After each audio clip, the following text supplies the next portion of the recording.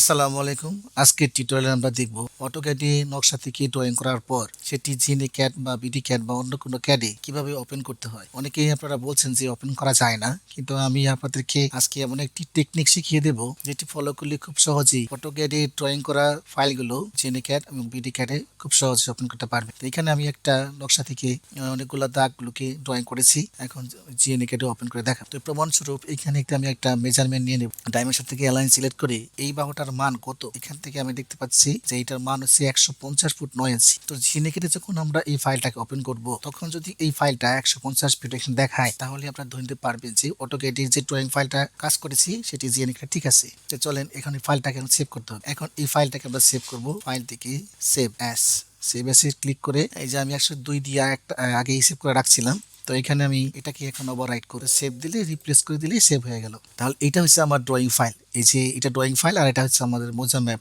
বা নকশা। এখন এই দুইটাকে আমার এই মোবাইল নিতে হবে। তো ফাইলগুলো মোবাইলে কিভাবে ট্রান্সফার করতে হয় সেটা আপনারা অনেকেই জানেন। তো সহজ একটা পদ্ধতি হইতেছে ইমেইলে সেন্ড করা। তো এখন এই ফাইল দুটাকে আমি ইমেইলে সেন্ড করে আমার মোবাইলে নিয়ে যাবো। জিমেইল থেকে কম্পোজে যাবেন, কম্পোজ থেকে আমার মোবাইলে যে ইমেল অ্যাড্রেসটা আছে ওইটা এখানে টাইপ করবো। এই সার্ভিয়ার আছে, তো সার্ভিয়ারে আর